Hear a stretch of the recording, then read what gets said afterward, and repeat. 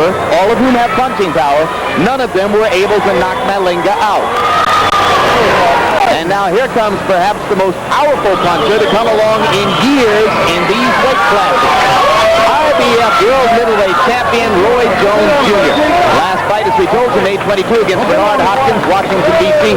Undercard of Bo Ferguson, won a 12-round decision against Hopkins, and although it was a unanimous decision and a fairly easy one, it raised as many questions as it answered.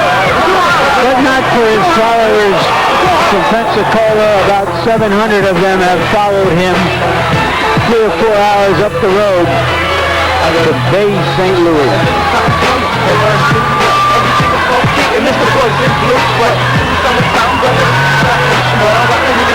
There he is, a man who loves to lead his own parade.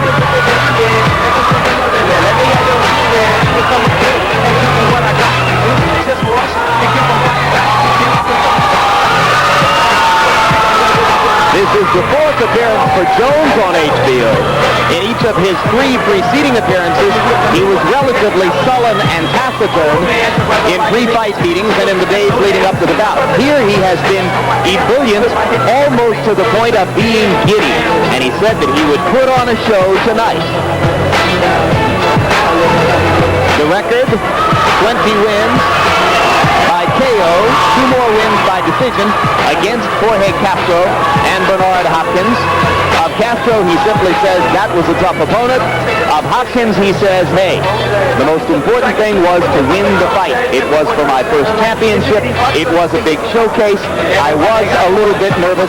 Maybe I could have done better, but I was satisfied to get the decision. And if you take a look at the tail of the tape, you'll see that Roy Jones is 9 years younger than his opponent, Sugar Boy Malinga. They are identical in height. Jones weighed in at 166. Some speculate he will never be back down to 160 again, although he says he's going to defend that title. Punch stat numbers, Larry. And our punch stat numbers are identical, which proves that they don't prove anything in that respect, but perhaps they do prove something where the power punches are concerned. Jones is much more powerful. Rules for the bout from Harold Letterman. Harold? Roy Jones Jr. and Sugar Boy Malinga will box tonight using the rules of the Mississippi State Athletic Commission. 10 rounds. The standing 8 count is in effect. The 3 knockdown rule is in effect. Only the referee can stop the fight. You can be saved by the bell in the last round only, and in case a cut is caused by an accidental headbutt, and that cut causes the fight to be stopped, we go to the scorecards after 3 rounds have been completed. Before that, it's a technical draw. Jim?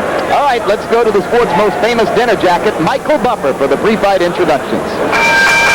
Ladies and gentlemen, Top Rank Incorporated and Square Ring Golden Gloves in association with Budweiser, proud to be your bud, present the featured bout of the evening. Once again, this bout is sanctioned by the Mississippi State Athletic Commission, Chairman Billy Lyons. All the officials at ringside shall remain the same, except for the judges and referee. The 3 officials assigned to ringside to score this bout on a 10-point must system are Chester Como, Martin Casino, and Freddie Steinwinder. And when the bell rings, the man in charge of the action, referee Elmo Adolph. And now, ladies and gentlemen, from the boxing capital of the Deep South, Casino Magic here in Bay St. Louis, Mississippi. Let's get ready to rumble!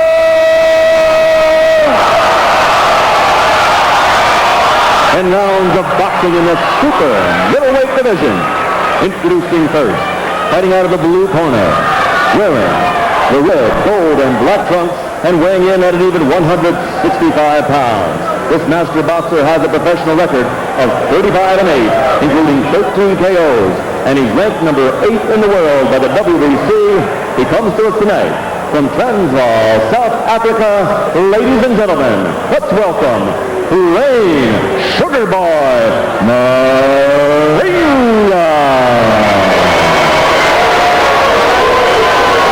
And his opponent across the ring, fighting out of the red corner, wearing the gold trunks and weighing in at 166 pounds.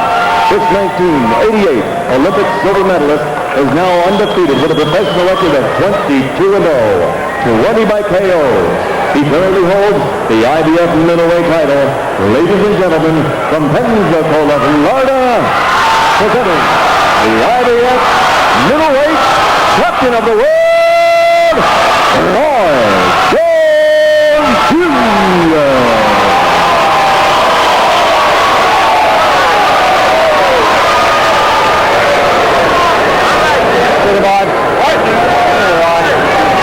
Hi, Roy Sugarboy. I've given both of you instructions in your dressing rooms. I expect you to obey the rules. I expect you to listen to my commands at all times. Let's have a good fight. Come out fighting. This could be an ugly one, Jim, unless Roy Jones decides to make it something better. It's up to him. And that is what Thulani Malinga's people suspect is Roy Jones's frame of mind, and they think he's going to attack early to try for a sensational knockout. Any knockout against Malinga is sensational. Remember, Sugar Boy has seen his last 10 fights go the distance, 21 of the last 24, a lot of them against heavy punchers like Nigel Benn and Chris Eubanks.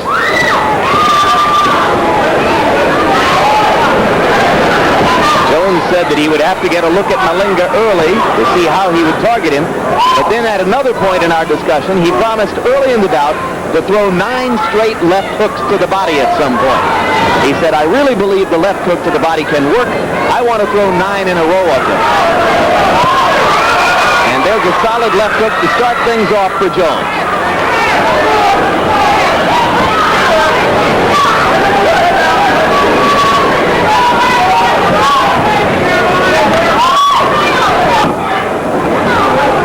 Malinga counts among his weapons, to the degree that they are weapons, an extended left jab.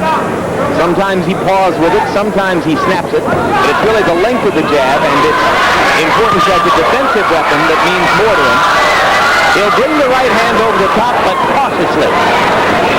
No two fighters have the same style, but try to compare in your mind's eye how Oscar De La Hoya fights and how Roy Jones fights. Oscar De La Hoya coming straight ahead in a classic style with his arms up, throwing punches, trying to force openings. Watch how Jones fights instead. In and out, throwing punches from awkward angles, depending on his unbelievable quickness and reflexes. What about the tendency of boxing writers and others in the sports to compare Jones to Sugar Ray Leonard? Simply convenient or valid? Well, Jones himself has said, I don't want to be a second Ray Leonard, I want to be a first Ray Jones. To put it another way, I knew Ray Leonard. Roy Jones is no Ray Leonard. Not yet, anyway. Jones whacks with the right hand to the body. Malinga in such a defensive posture early that it's difficult for Jones to find the target. He's trying to feint and fake a little bit now to see if he can create an opening. The right hand roundhouse landed, but may not have had any effect on Thulani Malinga. Sugar Boy, as he likes to be called, from the Transvaal. He is a Zulu tribe member. I just saw a praying mantis fly across the ring. I don't know what symbolism that is.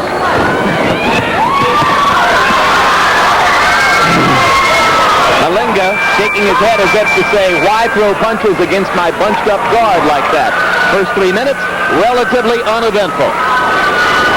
Okay, they ain't got him coming at you, guys. I'm caught. In the back. There you go.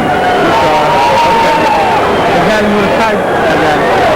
Got him with a tight defense. Just keep taking him with the jab till you open up. They ain't gonna have him coming to you like they do everybody else. Just go ahead and keep taking. That's good. I'm sorry, you okay? Before he knocks your body now, keep that. Keep your hands up at all times.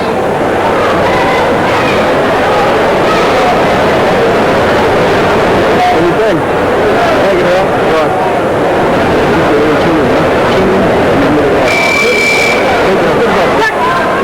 Malinga is 34 years old. He's made his living for 11 years as a professional fighter. And as you saw in that first round, he is a professional fighter. Or maybe a professional defender. He threw 12 punches in round one, Larry, and landed one of them, according to punch count numbers. But he did create a quandary for Jones as Jones tried to find a way to attack. You think that Malinga in American is Malingerer? Is that what you're trying to say? That is the suggestion, indeed. A little bit more active now though, as round two begins. You heard trainer-manager Nick Durant whispering to Malinga, offering an effective attack plan.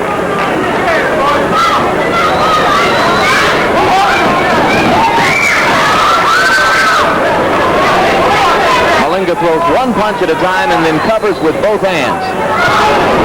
Or just covers with both hands.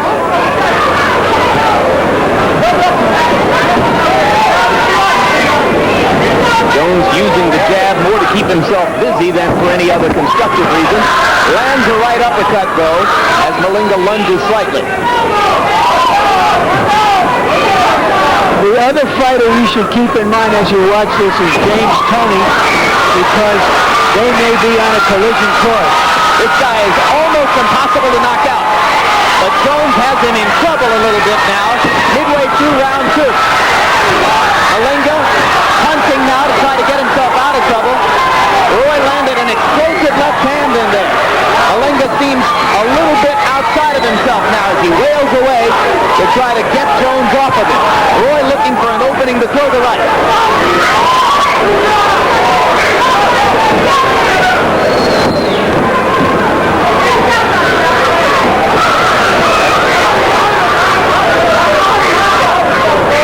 Blood around the nose of Thulani Malinga.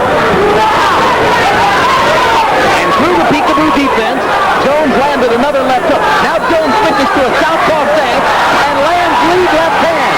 And Malinga's in serious trouble. Another lead left hand out of the southpaw stance. A new wrinkle for Jones, working big time in round two. Still the southpaw stance. A little of the old Marvin Hagler here, Larry. I'm not sure why he turned to southpaw, except that he was having a difficult time fighting the standard way, and so he just turned it around to see what would happen, and what happened was something good for him. Still fighting out of the southpaw stance. What's been effective here is the lead left hand. Toying with the jab. Referee Elmo Adolph giving Malinga a moment to straighten himself up off those loose ropes. And Sugar Boy makes it out of round two, but Roy Jones makes a little noise. Thank you. Thank you. Sugar, don't fight with this boy. Fight in the lighter round. Don't fight with him. Get down low. Like I said, get down low. Don't fight.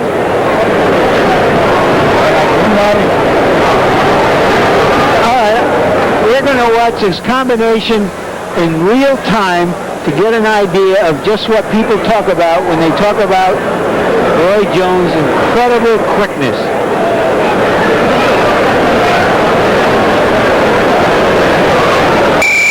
There you see a slip. Jones takes advantage of it coming from the left-hand side and hurts him just a little bit. Round three begins. We told you earlier about the treatment of Oscar De La Hoya's left hand by Dr. Tony Daly in Los Angeles. Poetically, Roy Jones has had the same problem with his right hand and also has been treated in the same way by the same doctor, Dr. Tony Daly. When he turned southpaw briefly against Bernard Hopkins, it may have been because his right hand was bothering him, and he wanted to use the left hand for power punching. When he did so here, we think it was probably more for a tactical reason than to protect the right hand. He says the hand isn't bothering him that much now.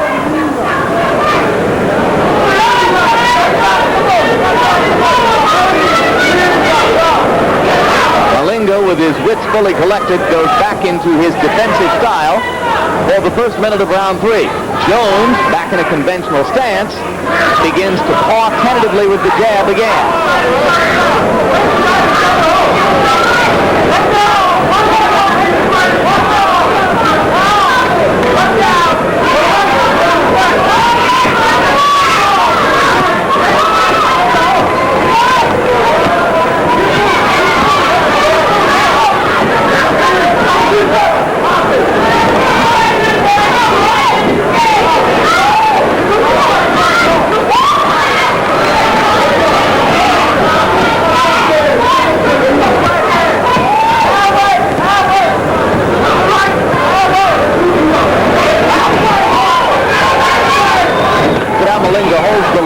shoulder up in front of his face. An entirely defensive posture.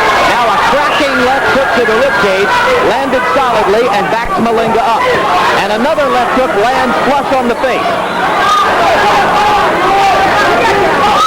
So Roy Jones is getting through that peekaboo defense occasionally. Can he do it with 2 or 3 punches in a row? That may be the big question of the evening. Solid combo to the body by Jones. Glancing blow with the left hook. Didn't quite crack it. Misses with the right. Malinga lands the right hand, and Jones clowns around and then whacks with the left hook to the body again. Right hand lead was blocked. Short right landed inside for Jones as Malinga lunged forward.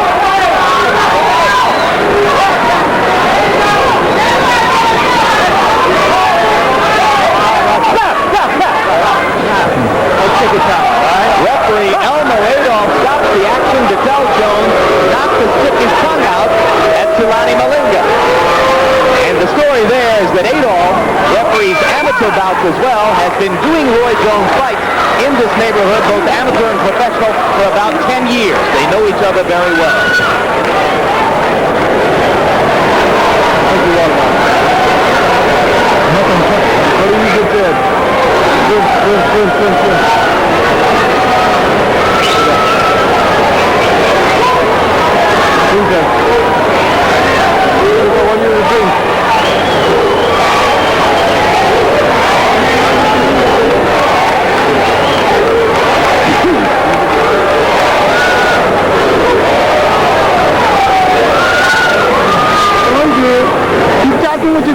I'm steady. Going to the body good. Close to the head up top. Working good. Take everything.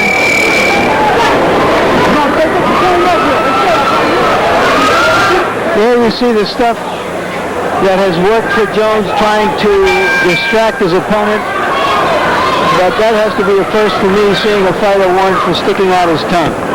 Never seen that one before. I wonder if Adolph momentarily thought he was back in an amateur boxing ring. Jones told a story the other day of a youngster on a farm trying to pull a horse out of a pool. Yes, he did.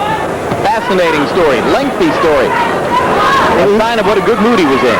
Yes, well, he may have just as difficult a time of knocking Malinga out. Yeah, this may be a lot like pulling a horse out of a pool. And there was some frustration involved in that lengthy process. Left uppercut. Very good body punch by Jones. Well, there's one similarity to De La Hoya, Larry. When he lands that left to the body, it sets up a lot of other things for him.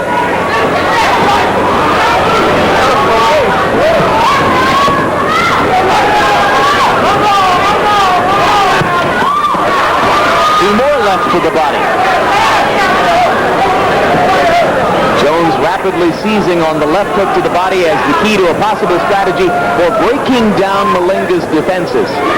He promised us before this fight that at one point he would land 9 straight hooks to the body. So far he's had a hard enough time just dealing with Malinga. Hasn't been able to call his shots yet. Roundhouse, rights and lefts. More quick left to the body inside. Malinga scuffling here and there, putting up just enough of an offense to try to keep Jones off him. Fighting for all the world like a man who believes that his next big step is the winner of Ben Eubank, his prize for going the distance here. Eddie's been a little bit more aggressive than I would have thought, Jim. He has come forward against Jones, who likes to have all the space he can get to operate well. I guess that's the only way to fight him. I guess you don't want to back up against Jones, because then you give him the chance to establish all the initiative. I mean, this is what traditionalists don't like about Jones. his posturing, his movement, instead of just settling down and going to work. Once again, he's turned southpaw. Yeah, but that time the double clutch with the feet set up a left hook that landed. And you're right, back to the southpaw stance. It was effective for him in round 3. Sets up a left hook to the body here. Look for left hand leads out of this southpaw stance. That time he lands the left behind the right jab. More blood out of the nose of Malinga as round 4 ends. Keep it enough. Enough. Enough.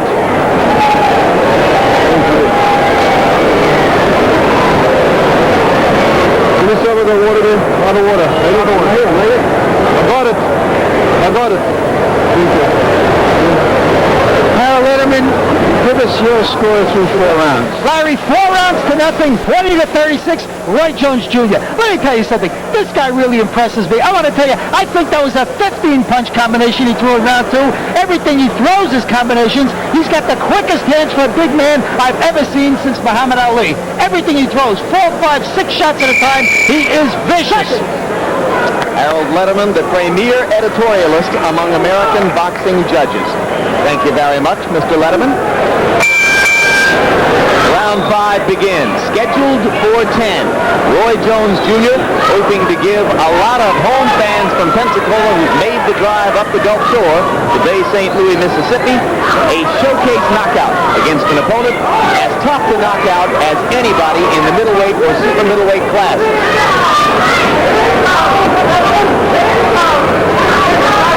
Malinga has spent much of his career, incidentally, as a light heavyweight.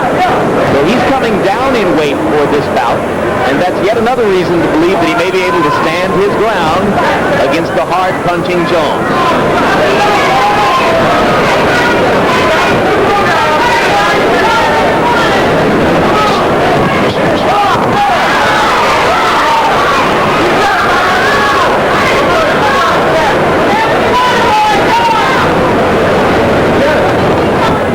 When Jones goes to his conventional stance, the action slows down.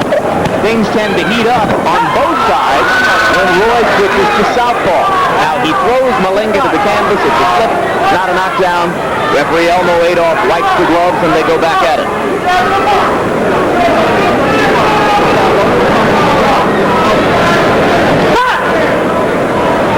Two corners over there. Give me a towel. And now Adolph stops the action. A dry towel. And wants a dry towel, apparently to wipe up a wet spot on the floor. Yep, when Malinga went down, he blotted the canvas.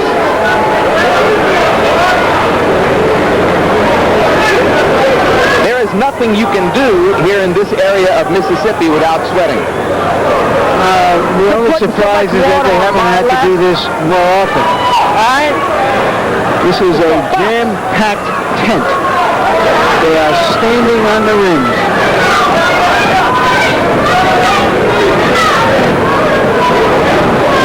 Indeed, under the circumstances, they've done a pretty good job of keeping it comfortable in here. You might have expected a lot worse. As you pointed out earlier today, even golf is a contact sport here. Contact with the weather.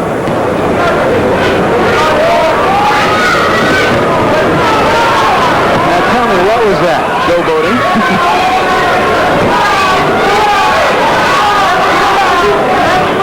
Looking for a better camera angle, perhaps.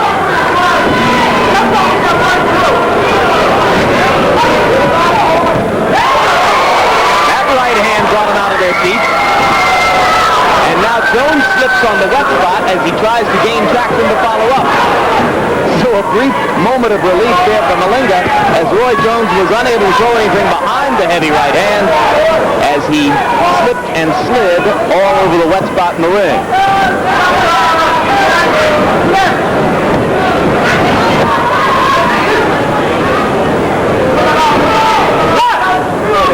Give me a towel. Adolph again wants to wipe it.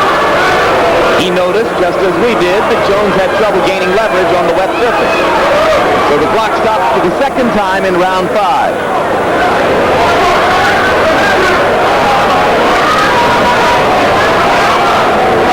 Harold Gentlemen, what's the precedent for this and what else can be done? Well, Jim, really, the only thing you can do is spread a little bit of rosin around. But I tell you, I haven't seen rosin in either corner. I don't know if they have any here. Let's go back for a moment to the round in which the referee warned Jones for sticking his tongue out. You ever seen anything like that? Well, all he wanted to do was to stop him from showboating. And, you know, he's keeping good control of the fight, the referee. So I think he was perfectly within his rights to do that. You don't need a guy showboating. Round 5 comes to a close now. If, in fact, the bell rings. We didn't hear it. Fighters didn't hear it, but Elmo said he heard it. So that's the end of round 5 between Roy Jones and Thulani Sugarboy Malinga. Larry Merchant mentioned that it is a jam-packed tent here on the grounds of Casino Magic. They sold standing room tickets, lots of them, and the people who bought them are standing around the outer reaches of the arena. We understand there are plans to build a 9,000-seat arena. So boxing, big-time boxing, comes to Mississippi. Here's the one effective punch that Jones landed in that round. That probably won him the round. Probably was enough to win him the round. That was a thumper. Referee Elmo Adolph visited both corners between rounds. All right, let's go. Well, he clearly wants to keep control of the bout. Now Jones goes back to his corner for his mouthpiece.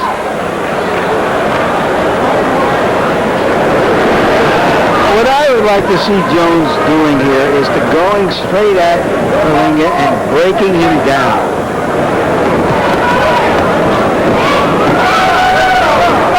Instead of just winging shots and hoping to hurt him with one shot. But that style does keep him from getting hit back. When you go in, you're taking risks. You're getting the risk of being hit. Jones, with his amazing reflexes, doesn't have to take those risks. Would he be better able to break down Malinga systematically if he were more willing to use the jab as a weapon rather than just a rangefinder? Absolutely. To move in behind the jab. It's something he ought to be able to do. With all that talent and hand quickness, he should have one of the quickest jabs in the sport. But somewhere early in his career, he found out that he didn't have to abide by the normal rules of the game because of that quickness. So there's no incentive for him to learn that. Well, maybe the incentive will grow as the opposition toughens. Another slip for Malinga. This time Elmo Adolph doesn't see fit to stop the action. I don't think a punch has landed thus far in round 6, and we're more than halfway through.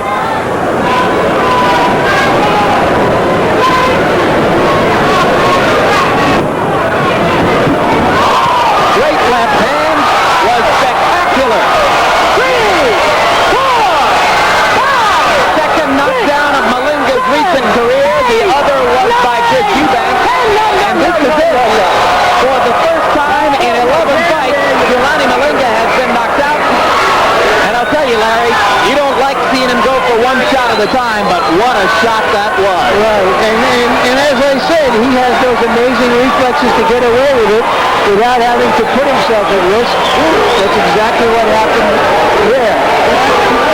Well, Roy told us he would celebrate to the camera, and there it is. Turns, finds the red light, and gives us his best. A sensational one-shot, 6th round knockout of Thulani Sugarboy Malinga. I repeat, a fighter who had gone the distance in each of his last 10 fights against fighters like Chris Eubanks and Nigel Benn and Lindell Holmes, and here is starched by Roy Jones. Which I suppose will set up the possibility or probability of that fight with James Toney sometime early next year at 168 pounds. Well, let's take a look at the knockout punch, Larry. There is a lead left hook.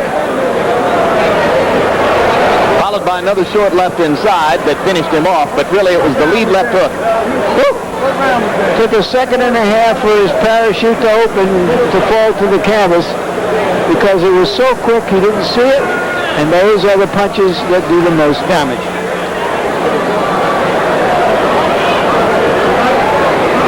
James Toney is the former IBF middleweight champion who has now moved up to 168 pounds. He has had a couple of spectacular performances as a counterpuncher. Let's look at this in real speed and see if Malinga got a full count. I don't think that referee Elmo Adolph thought that the full count was necessary. I think he elected to stop the bout anyway, regardless of whether Malinga made the 10 count. That's my judgment of that. I think that Malinga was up before 10. I think Adolph had made up his mind to stop the bout. You agree, Harold Letterman? Jim, you couldn't let him go any further. He was out. He was on his feet, but he was out. The referee was completely right. Whether we got the 10 or not made absolutely no difference whatsoever. This guy got hit by a vicious shot, and he was gone. Should the referee, in making that decision, take into account Malinga's spectacular record of having finished against tough opponents? No, sir. I would have called it a KO, stopped it before Malinga got killed. Thank you, Harold. Let's go up to ring announcer Michael Buffer now for the official particulars. Ladies and gentlemen, referee Elmo Adolph reaches the count of 10. The official time, 1 minute, 57 seconds of round number 6. The winner by knockout victory, still undefeated, now 23-0, 21 the IBF middleweight champion of the world, Roy Jr. So, in two fights that looked somewhat different from one another, we wind up with virtually the same result. De La Hoya scored his TKO at 2:10 of the 6th, and Jones gets his knockout of Malinga at 1:57 of the 6th. Classic promotions, Calgary stages, an international catchweight contest scheduled for 10 3-minute rounds between, from the red corner,